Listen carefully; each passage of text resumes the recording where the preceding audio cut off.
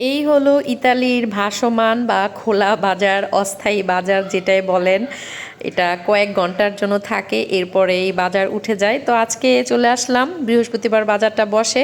সবসময় আসি, কিন্তু আজকে এসে অনেক ভালো লাগছে। অনেক মানুষ, এর মধ্যে সামার চলে আসছে, সেজন্য বাজারে অনেক মানুষ। আমরা মানে মাহিরা বাবার জন্য অপেক্ষা করছিলাম। মাহিরা বাবা একটু মার্কেটে গেছে অন্য জায়গায়, সে আসলে পরে আমরা ভিতরে যাব। তো ভাবলাম যে এই ফাঁকে একটু ভিডিও করে নিই। এটা হলো একটা চায়না মানে দোকান।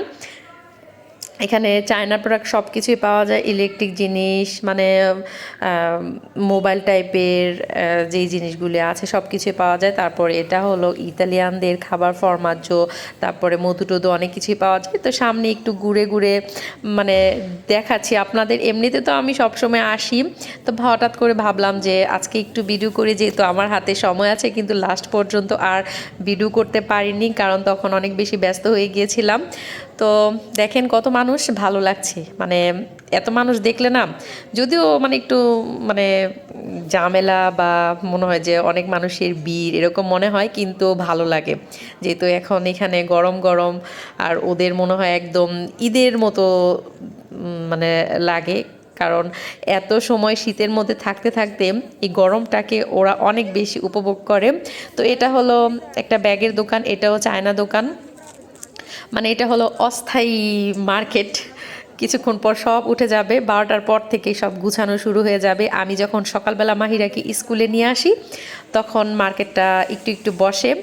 9টা 10টার পরে মানে এটা পুরোপুরি বসে যায়, আর অনেক মানুষ হয়, সেজন্য ভালো লাগে। আর আজকেও অনেক ভালো লাগছিল, অনেক ভাবিরাও আসছিল। তো আমি মানহাকে নিয়ে একটু ঘুরছিলাম আর একটু একটু করে ভিডিও করছিলাম। তো অনেক মানে পরে আমি কিছু নিয়েছিলাম। এখানে আজকে আমাদের পরার মতো অনেক কিছু উঠেছে, যেহেতু সামার। তো সুতি টাইপের যে কাপড়ের টপস, তারপর কুর্তি, এইগুলো অনেক উঠেছে নর্মালি। তারপর প্লাজো, মানে আমরা পরার মতো আর কি অনেক কিছুই দেখতে পেলাম। অন্য সময় দেখা যায় যেই কাপড় চোপড়গুলো ওঠে সেগুলো সব আমাদের পরার মতো না। এখনও যেগুলো উঠছে মানে দেখা যায় লং ঠিক আছে, কিন্তু অনেক ড্রেসের হাতা কাটা, মানে ইতালিয়ানরা যেগুলো বেশি পরে সেইগুলাই। আমরা তো বাঙালি, সেজন্য আমরা সব সময় বাঙালি জিনিসগুলো খুঁজি।